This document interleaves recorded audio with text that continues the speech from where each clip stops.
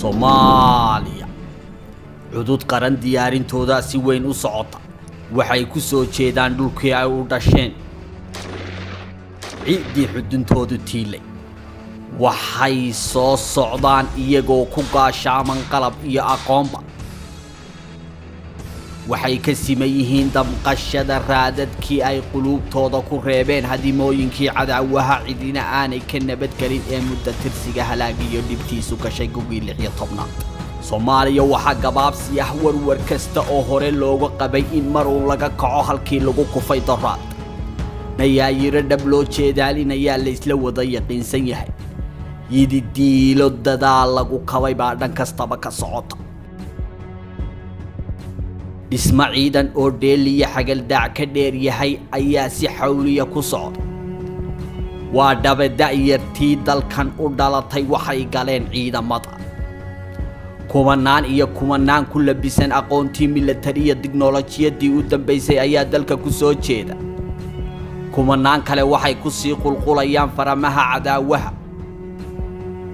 dalku wuxuu ku wada jiraa 4 marxaladood oo isbarkan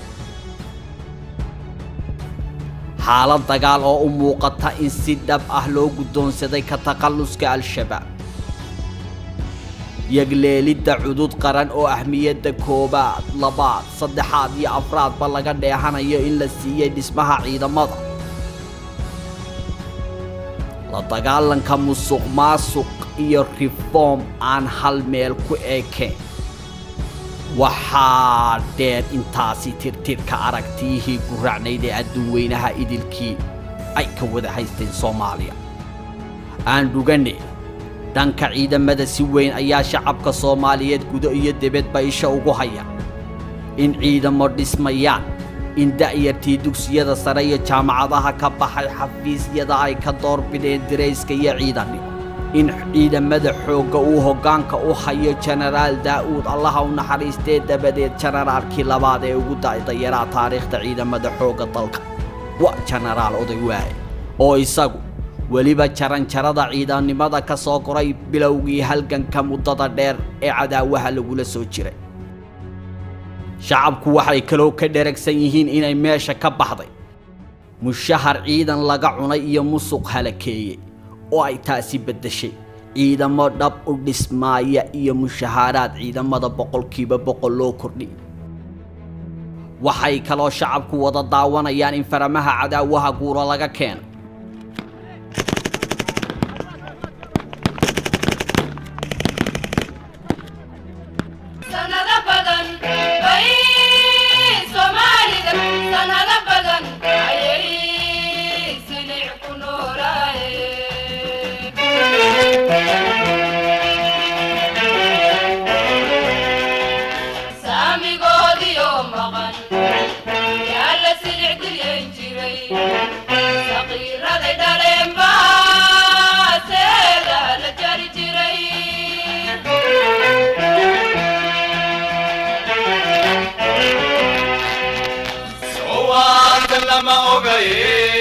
sidee xaalku sugan yahay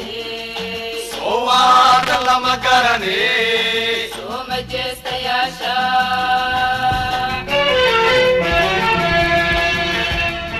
iyo in su'aalaha haatan taagan ay qayb ka yihiin gobolladii dhexe goormee cadaawaha laga xoray ciidamada shisheeye intee ka hadhay sagootintooda qaraxyadii bilaha iyo toddobaadlaha ahaan jiray waa kuwan meesha ka sii baxay dabadeed maxaa xigi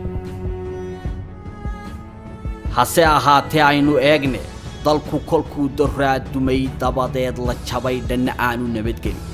ciidamada qalabkooda iyo xoryahooduba ay israaceen waa tii laga dhigay galangal iyo goobaare haddaba kamanaanka daayartee soo dhammaystay aqoonta commandosta military ciidamada ka kooban cirdhul iyo badba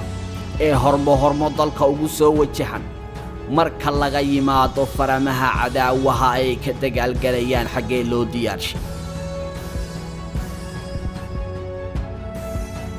xeryihii dumay barkood la gatay kuwa kale la qaybsaday qaar kale shisheeyaha la siiyay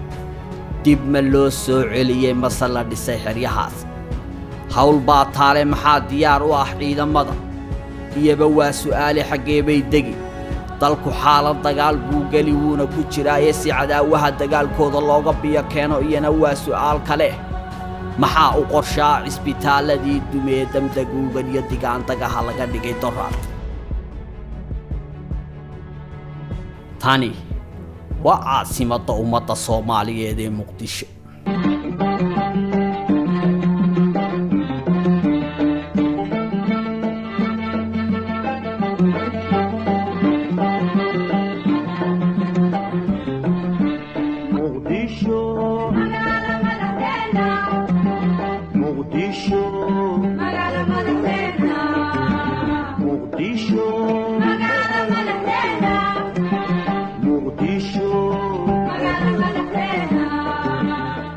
horuu socod geedi nololeed iyo dib u dhis aan baqal laga qabin inuu bariiqdo ayaa ka socda ciidamada xeryihii dumay dib badankooda loo dhisayaa oo shaqaa socota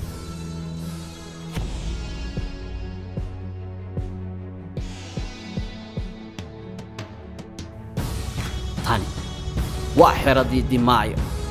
oo diyaarinteeda waxba aanay ka dhinayn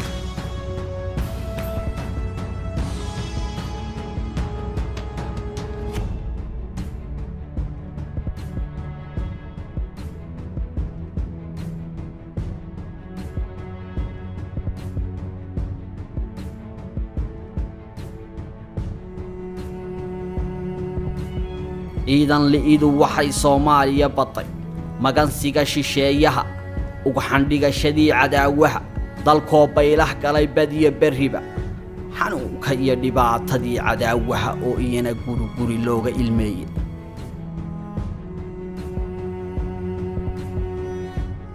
waxaynu diiradda wada jir u saari doonaa maxaa ka lilaahiya dib u soo noolaanshaha iyo diiladii naxashka saarka